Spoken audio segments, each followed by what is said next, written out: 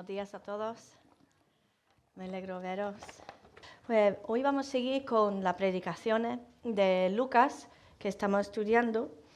Y hasta ahora hemos visto cómo Lucas como que nos ha ido preparando el camino ya para el ministerio de Jesús, que luego ocupa muchísima parte del libro de Lucas, de la carta.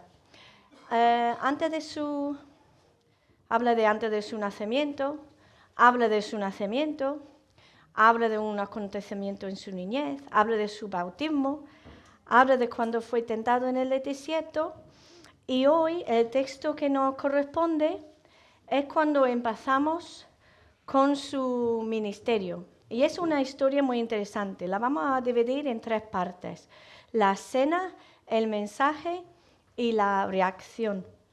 La encontramos en Lucas capítulo 4 a partir del versículo 14.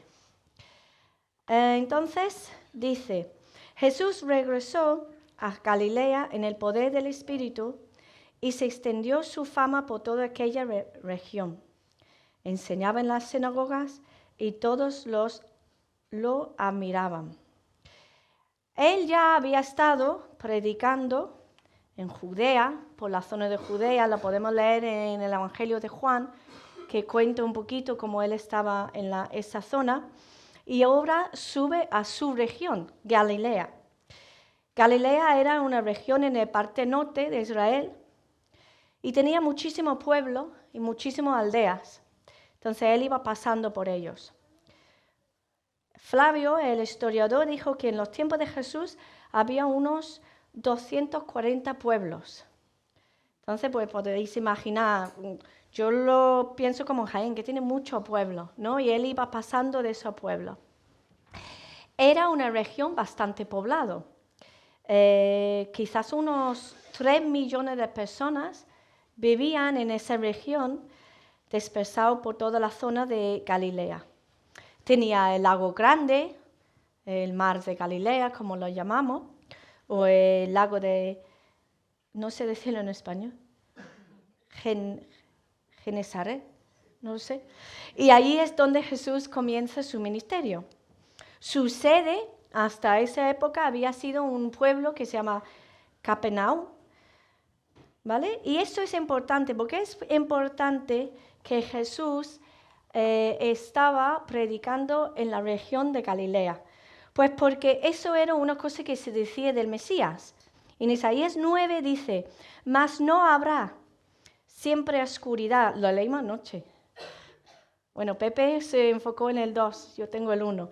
Dice: mas no habrá siempre oscuridad para la que está ahora en angustia, tal como la aflicción que le vino en el tiempo que levianamente tocaron la primera vez a la tierra de Zabulón y a la tierra de Neftalí, pues al fin llenará de gloria el camino del mar, de aquel lado del Jordán, en Galilea de los gentiles. Y ahí iba hasta allá el Mesías predicando. Galilea, como dice aquí, Galilea de los gentiles, tenía muchos extranjeros viviendo allí, muchas personas no judíos. Había mucha mezcla de judíos y gentiles, y había muchos matrimonios mixtos. Y los que vivían abajo en Judea, en Jerusalén, pues despreciaban un poquito a los de Galilea. Como puede pasar, ¿no?, en todos los países, como que hay zonas que están un poquito más mal vistos. Incluso ellas tenían un acento fuerte de Galilea, y los demás, como que, ¿nos acordáis cuando Pedro niega a Jesús y la chica le dice: pero tú eres uno de ellos, que lo noto por tu habla? Pues eso es lo que ella estaba hablando. Ellos de allí tenían un acento. Y dice el texto que Jesús enseñaba en las sinagogas. En el Antiguo Testamento no vemos sinagogas. No había. Y de repente abrimos el Nuevo Testamento y vemos un montón de sinagogas. Jesús en la sinagoga, luego no sé quién en la sinagoga, Pablo en la sinagoga. Entonces, las sinagogas siguen hasta hoy. Los judíos siguen reuniéndose en las sinagogas. ¿Por qué? Pues en el Antiguo Testamento ellos tenían el tabernáculo primero, luego el templo, pero ¿qué pasó? Pues cuando los babilonios destruyeron Jerusalén y el templo en 586 a.C., pues destruyeron el templo. Muchos israelitas fueron cautivos, llevados a Babilonia, y allí ya no podían ofrecer sacrificio. ¿Por qué? Porque los sacerdotes eran los únicos que ofrecían sacrificio y como no podían ministrar, pues no se podía hacer sacrificio. El sacrificio solo se podía hacer en el templo. Entonces, ¿qué sí podían hacer? Pues juntarse para estudiar la ley escrita. Empezaron a reunirse en casas para leer la ley y estudiar junto a la escritura. Y de allí salía el oficio de los escribas, que leemos muchas veces, los escribas. Y cuando volvían de Babilonia, reconstruyeron el templo, pero aún seguían reuniéndose en los pueblos, en las aldeas, en muchos sitios, en las sinagogas de cada pueblo, incluyendo Galilea. Había como mínimo a lo mejor una sinagoga por pueblo, y esa sinagoga siempre estaba mirando a Jerusalén. Y yo pregunto si habéis alguna vez visto una sinagoga no histórico, no cerrado, una de verdad. ¿Sí? Natalia, sí. Ana, sí. Yo sí. A mí me llevaron de pequeño como excursión escolar a la sinagoga de mi ciudad, que está allí todavía. Y te enseñaban las cosas de la sinagoga, cómo era, los candelabros, ese. Anoche miré las imágenes, sigue igual. Pero yo pensé, pues quizás debemos nosotros decir a los 4 colegios aquí de Torre del Campo, venid a hacer una visita a la iglesia evangélica, que pueden ver que es muy normal, que aquí no hay nada raro, que hay instrumentos, hay una cocina, hay un baño, hay sillas. Pues es interesante ver los diferentes sitios y saber cómo la gente se mueven, cómo adoran cada uno, ¿no? Bueno, para abrir una sinagoga se necesitaba un mínimo de 10 hombres judíos. Entonces, si solo necesitaba ese mínimo, había muchísimas sinagogas en aquella época. Era el sitio ideal para la enseñanza de Jesús. Digo la enseñanza porque la enseñanza era una de las bases principales de su ministerio. La otra base eran las obras. Y más allá en el capítulo, que tocará la siguiente predicación, vemos las obras. Pero esta semana vemos enseñanza.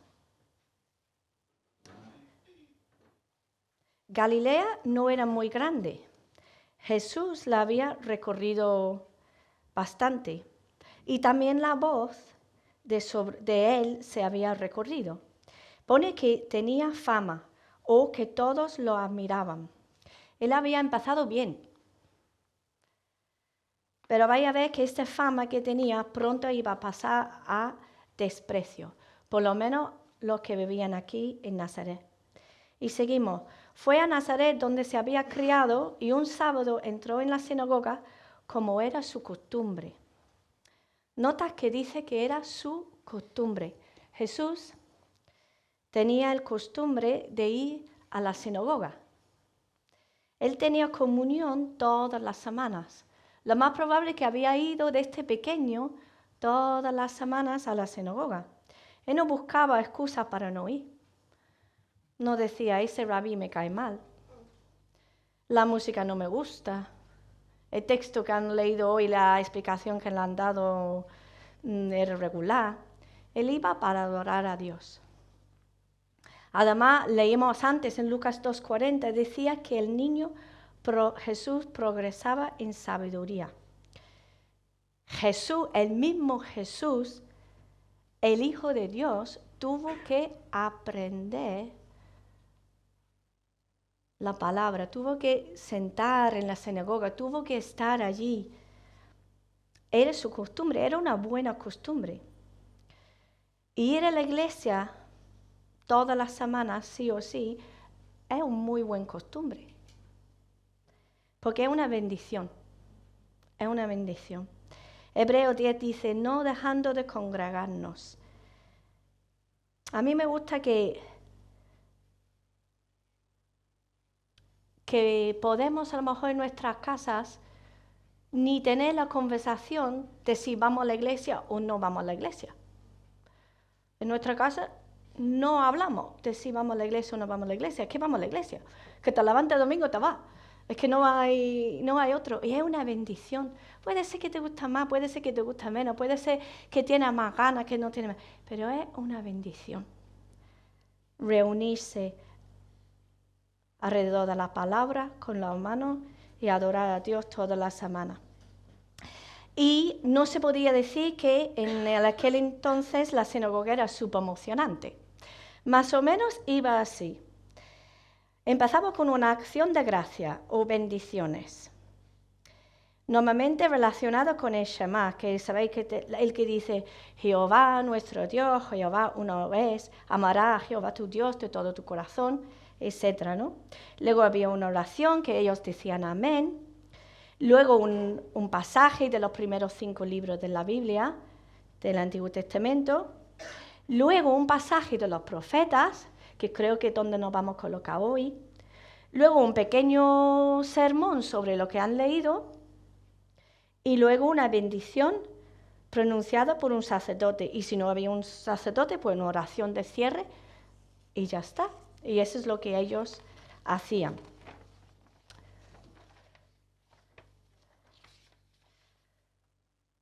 Y eso es lo que se hizo este día, un sábado normal de momento. Entonces dice, fue a Nazaret donde se había criado y un sábado entró en la sinagoga, como era su costumbre. Se levantó para hacer la lectura y le entregaron el libro del profeta Isaías. Al desenrollarlo encontró el lugar donde está escrito, el Espíritu del Señor está sobre mí, por cuanto me ha ungido para anunciar buenas nuevas a los pobres. Me ha enviado a proclamar libertad a los cautivos y dar vista a los ciegos, a poner en libertad a los oprimidos, a pregonar el año del favor del Señor. No había pastores o maestros a tiempo completo, así que cualquiera que estaba aprobado por el principal persona de la sinagoga podía enseñar. Por eso le dejan a Jesús leer y enseñar. Y veis que cuando lee se levantan todos, leen la palabra y luego se sienten todos para él enseñar. Y él estaba citando Isaías 61. Perdona, me he saltado el versículo. Luego enrolló el libro, se lo devolvió al ayudante y se sentó. Todos los que estaban en la sinagoga lo miraban detenidamente. Y él comenzó a hablarles. Hoy se cumpla esta escritura en vuestra presencia. Él estaba citando Isaías 61. No vamos a entrar mucho en los detalles de Isaías, pero lo que sí muestra el total dependencia del hombre en Jesús para la salvación. Es un mensaje de gracia, de favor, de buena nueva, de libertad, de dar vista, de sanidad, pero no solo de físico, no solo físicamente pobre, no solo físicamente oprimido, no solo físicamente cautivo, sino espiritualmente también. Son palabras preciosas. Y ellos se quedan mirando y él dice, hoy se cumple esta escritura en vuestra presencia. Perdona.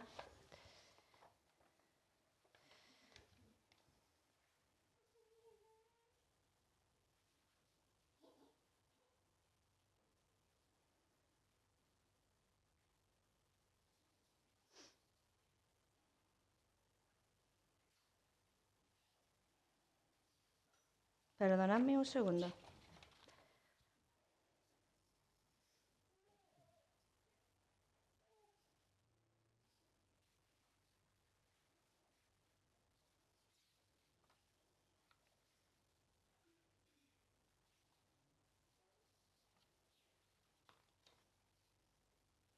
Pues efectivamente, se queda una hoja en casa.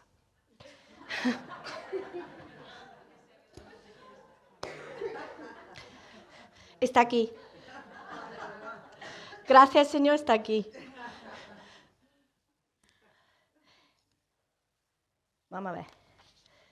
Entonces, ese es el mensaje que él da, ¿no? Y se quedan así mirando a Jesús, ¿no? Y él dice, hoy se cumple esta escritura en vuestra presencia. Y dice, todos dieron su aprobación, impresionados por las hermosas palabras que salían de su boca. Y luego dice, ¿no es este el hijo de José? Se preguntaban. Entonces, primero, con esa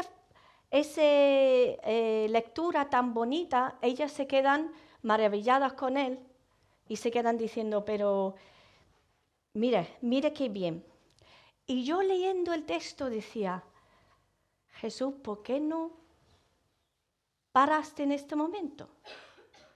Porque se hubiera quedado tan bien, pero se hubiera quedado de maravilla. Ha leído un texto precioso. Dice, eso se cumple hoy y podría haber ido. Pero ¿sabe qué pasa? Que Jesús no le importaba tanto su propia imagen y le importaban más los corazones de las personas que le estaban escuchando. Si ese fuese yo hubiera ya salido, me hubiera quedado de maravilla, pero él no. Él le importaba lo que estaba pasando con las personas, él le importaba los pensamientos de las personas. Y entonces, él los reta. Pero va directo, es que Jesús no es ese Jesús, ese bebé que hemos leído. Jesús reta, afrenta, realmente quiere enseñar a las personas lo que hay en su corazón. Y ellos están diciendo, oye, ¿no es este el hijo de José? ¿No es este que lleva aquí toda la vida? ¿No es este aquí que le hemos visto aquí toda la vida? ¿Quién cree que es? Acaba de decir lo que creemos nosotros que acaba de decir, que se ha cumplido el mensaje de Isaías 61, diciendo que Él es el Mesías. ¿De verdad está diciendo esto? Entonces empiezan ellos a ponerse un poco nerviosos, ¿no?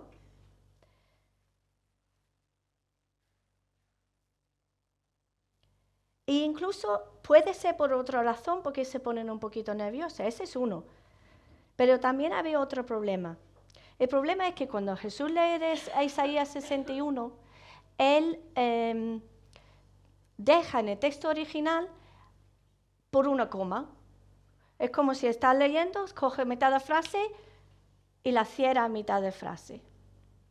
¿Por qué? Porque el texto de Isaías sigue, que vendrá la venganza de nuestro Dios y vendrá el consuelo de Sión. Entonces ellos también están pensando, pero Jesús, has dejado la mejor parte, has dejado la parte donde hay venganza, donde tú proteges a los judíos, donde tú vas, donde tú vienes como Mesías que va a poner justicia aquí. Pero ¿sabe por qué Jesús lo dejó por ahí? Lo hizo a propósito, lo dejó por ahí porque Él, cuando primero vino, cumplió esa parte de la profecía. La parte de la profecía donde Él tendrá su día de juicio, donde habrá el consuelo de los judíos, donde habrá la venganza del Señor, vendrá cuando Él viene por segunda vez, en la segunda venida. Entonces, Él sabía que en ese momento Él no iba a cumplir toda la profecía. Él iba a cumplir hasta allí, y por eso lo dejó hasta allí. Pero ellos sabían, ellos conocían el texto.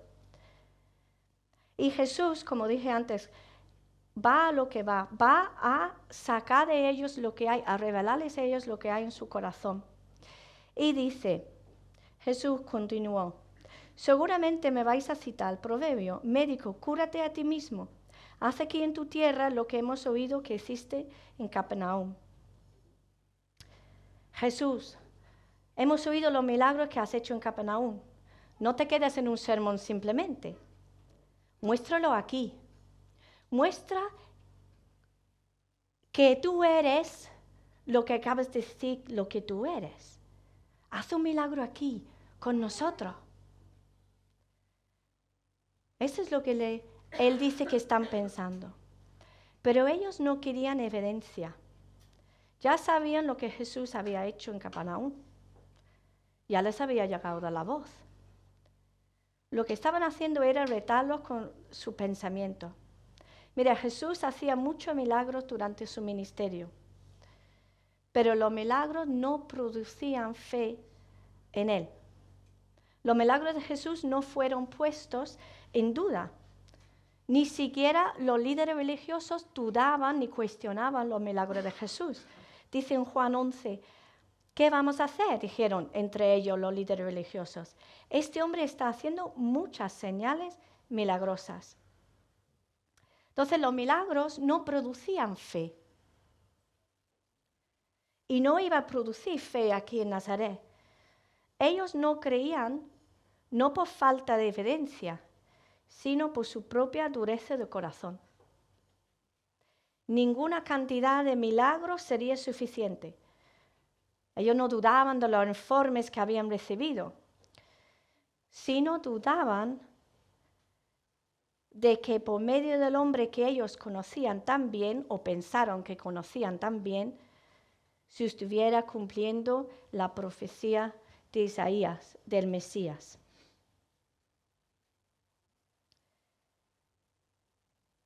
Y luego Jesús dice, pues bien, os aseguro que a ningún profeta lo aceptan en su propia tierra. Jesús sabía que para ellos era muy complicado aceptar que alguien tan conocido pudiera ser ese Mesías. Y se estarían preguntando, ¿quién cree que es? Y esto pasa muchas veces también hoy en día.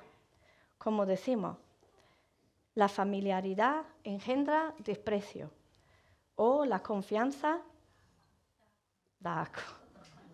Sí, y yo no sé a vosotros, pero a mí me cuesta mucho más, las personas con quien me cuesta más hablar del Señor es con mi propia familia.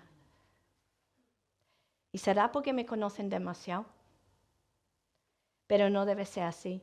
Esa es la norma, pero no debería ser así. Y también pasa en la iglesia. ¿Cuántas veces podemos dejar al lado personas muy competentes porque la familiaridad o no vemos que son competentes o no le damos oportunidades? Aquí en esta iglesia vamos un poco contra la norma, ¿no? Porque el pastor es de aquí, digamos.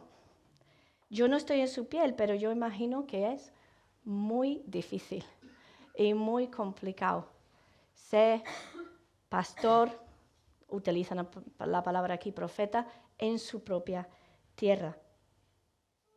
Pero imagina si no se le hubiera dado a José Daniel cuando era joven la oportunidad. Pues no estaría aquí. Imagina que no se le hubiera dado de joven la oportunidad de Isaac a muchas otras personas. Hablamos de misiones. Voy a cambiar esa parte de la predicación porque Yolanda ya está aquí, hablando de misiones, dando oportunidades a jóvenes para salir a misiones. Y no podemos dejar que la familiaridad, del hecho que conocemos todos como somos, impide que el Señor nos use, porque aquí hay dones, y hay muchos dones. Y tenemos que ver lo que hay con los ojos del Señor y dejar oportunidad. Y respetar también. Yolanda ha hablado cosas que podemos todas aprender de ella. Y Jesús sigue diciendo, bueno, ya que estamos hablando de profetas malentendidos, yo os voy a dar 2 ejemplos. Dice, no cabe duda que en tiempos de Elías, cuando el cielo se cerró por 3 años y medio, de manera que hubo una gran hambre en toda la tierra, muchas viudas vivían en Israel. Elías era un profeta en Israel en tiempo del rey Acab y era un tiempo malísimo. Y entonces Dios mandó como juicio que no iba a llover. Y cuando en aquel entonces no llovía es que no había olivo de regadío, es que no había. Y pues era tiempo muy malo. Y dice que había muchas viudas en Israel. Sin embargo, Elías no fue enviado a ninguna de ellas, sino a una viuda de Sarepta en los alrededores de Sidón. Ese se encuentra en 1 Reyes 17, lo podéis leer. Que él fue allí, ve una viuda saliendo del pueblo que era gentil, que no era judía. Gentil quiere decir que es una persona no judía. Todos nosotros somos gentiles. ¿Vale? Entonces, él va y dice, mira, dame de beber. Ella le da un vaso de agua sabiendo que no hay. Y luego le dice, dame de comer. Y dice, mira que no tengo nada. Tengo un poquito de harina y no tengo nada para darte un pan. Entonces él hace un milagro. Y hace que el aceite y la harina no terminan. Y luego va y vuelve, un día que vuelve, muere su hijo y ellos llorando, reconoce su pecado, dice, es que me estás como juzgando mi pecado. Y él hace un milagro y se levanta su hijo, vuelve a la vida, ¿no? Pero esa mujer reconoció delante de Dios que lo necesitaba. Notáis varias cosas, era en una región gentil, que fue Elías, era una viuda y era una mujer, donde Dios estaba obrando en esa historia. Y Jesús sigue, dice, asimismo había en Israel muchos enfermos de lepra en tiempos del profeta Eliseo, pero ninguno de ellos fue sanado, sino Naamán el sirio. El profeta Eliseo vino justo después de Elías y él, en muchas cosas que hizo, estaba mandado a ayudar a un sirio que se llamaba Naamán, que era el comandante del ejército de Siria, ¿no? Y él le dijo que tenía que bañarse en el río Jordán. Él tenía lepra, pero al principio él se negó a hacerlo, no quiso hacerlo. Sin embargo, más tarde, Naamán se humilló, obedeció la palabra del profeta, fue curado y reconoció al Dios de Israel como el único Dios verdadero. Las mujeres eran ciudadanos de segundo grado. Los leprosos tenían que como alejarse de las poblaciones. Los gentiles eran lo peor de lo peor para los judíos. Se decía de ellos que Dios los había creado para combustible para el infierno. Y Jesús dice que Dios no mandó a Elías y Eliseo a los judíos, sino a estos gentiles que creían. Y esos profetas hicieron milagros. Había muchísimo leproso en Israel, muchísimo. Había mucha viuda en Israel. En resumen, Jesús está diciendo que estas personas de segundo grado, que reconocen su pobreza espiritual, son mejores que los israelitas que no creen. La buena noticia que él está hablando en Isaías, de anunciar la buena nueva, de proclamar la libertad, de dar vista a los ciegos, poner en libertad a los oprimidos, llegaron a los gentiles. Ellos recibían los milagros, eran sanados. En el versículo 22 había dicho que los de la sinagoga estaban maravillados con Jesús. Él hablaba con gracia, tiempo de bendición. Pero está dejando claro que esa palabra de Isaías no solo son para los judíos, sino también para los gentiles. Y nosotros somos los gentiles. Gracias a Dios que esa palabra no eran solo para un grupo, sino para todos. Ha abierto la puerta bien grande a todo el mundo. Y ese para nosotros también. Ahora, yo me pongo en el lugar de los oyentes y yo entiendo su reacción, que es la tercera parte, la reacción del oyente. Primero ha dicho con Isaías que la salvación es posible únicamente para quienes reconocen que son pobres. Ellos se veían como justos, pobres económicos no, pobres espirituales. Ellos se veían como justos. Ellos guardaban la ley, o por lo menos tenamente. Ellos guardaban el día de reposo. Luego, él dice que se ha cumplido esto hoy. Una persona que han conocido toda la vida allí diciendo esto. Luego les recuerda la historia muy incómoda de Elías, que Dios salvaría a una marginada mujer gentil que admitió su pobreza y su pecado. Pero no salvaría a un judío que no reconoce su estado espiritual. Ellos necesitaban abandonar su justicia propia, admitir su necesidad de un Salvador. Luego van con Eliseo, con lo de Naamán. Un leproso, un gentil, un militante enemigo. Eres demasiado. Por eso yo me preguntaba, Jesús, ¿por qué no te callaste al principio? Pero Jesús es que va a lo que va. Hay una expresión en inglés que dice que va por el yugular, que va por la vena. Agustín de Hipona dijo, aman la verdad en cuanto resplandece o ilumina, pero la aborrecen en cuanto los acusa y reprende. Lo repito, aman la verdad en cuanto resplandece o ilumina, pero la aborrecen en cuanto los acusa y reprende. Entonces, ¿cómo reaccionan? Al oír esto, todos los que estaban en la sinagoga se enfurecieron. Se levantaron, lo expulsaron del pueblo, lo llevaron hasta la cumbre de la colina sobre la que estaba construido el pueblo para tirarlo por el precipicio. Vamos, que la iban hasta allá contra la roca, que había dos maneras de apedrear a la gente, uno tirando la piedra, otro tirando a la persona a la piedra. Reaccionaron bien con las palabras bonitas de Jesús, pero cuando Él las confrontaba con lo que había en sus corazones, incredulidad, prejuicio, orgullo espiritual, se pusieron furiosos y violentos. Hay que matarlo. Además, la ley es de nuestra parte, que hay que apedrear a los falsos profetas. Pero ¿sabéis qué? No solo pasa eso con los judíos, puede que nos pase también. ¿Cuánto nos cuesta admitir nuestra necesidad de Dios? Qué duros somos para el Evangelio.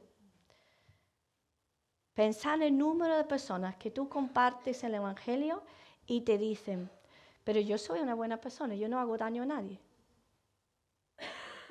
Y esa es la actitud general que hay. Lo que pasa es que no solo es allí fuera, también es aquí. Nos cuesta a veces que la palabra nos afrenta. Nos cuesta el que la palabra nos corrige. Nos cuesta que nuestras manos nos corrigen, que el Espíritu Santo revela lo que hay en nosotros. Podemos pensar que como somos creyentes, nosotros respondemos bien a Jesús. Pero no siempre nuestro corazón está abierto a su mensaje, a la exhortación, a una reprimenda, a la disciplina. ¿Cómo reaccionamos cuando la palabra nos da en la llaga? Cuando no dicen lo que queremos escuchar. No me acuerdo exactamente cuándo fue, cuando hicimos los estudios de Hebreos. Y me acuerdo había una predicación de José Daniel, era muy bonito, sobre la disciplina. Y yo, ¡ay, qué bien! Y ya me fui a mi casa y me empezaba la predicación a dar vuelta en la cabeza. Y yo empezaba, se ha pasado un poco. Creo que ha dado muy fuerte, porque estaba la palabra dando. Y hasta me enfadé con José Daniel, ¿sabes? No está aquí, menos mal. Bueno, lo sabe. Me enfadé, pero ¿cuántas veces no ha pasado eso?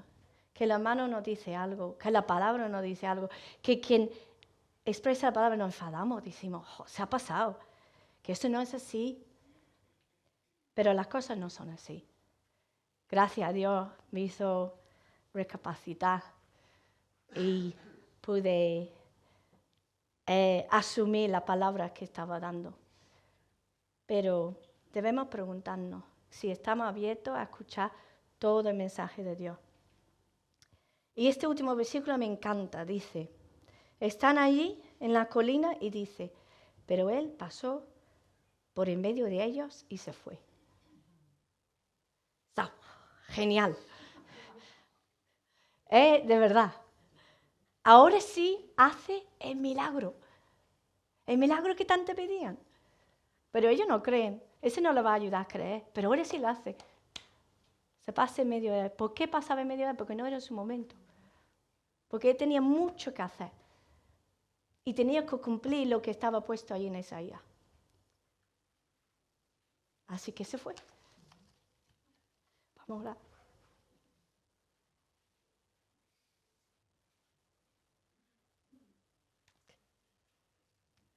Señor, gracias por tu palabra. Gracias porque no te podemos poner en una caja. Gracias porque no eres como nos gustaría a nosotros. Eres verdad, eres vida, nos confrontas, nos retas. Pero gracias, Señor, porque tú no... hay mucho más encima de aprobación, de todo eso, Señor. Gracias, Señor, porque tú buscas lo bien de nuestros corazones. Tú buscas, Señor, retarnos para que podamos creer, para que podamos seguirte, para que podamos cambiar. Gracias, Señor, que no te protegiste tu propia imagen, no pusiste la aprobación de los demás delante. Ayúdanos, Señor, a hacer esto en nuestra vida. Ayúdanos a tener claro que tú eres Dios.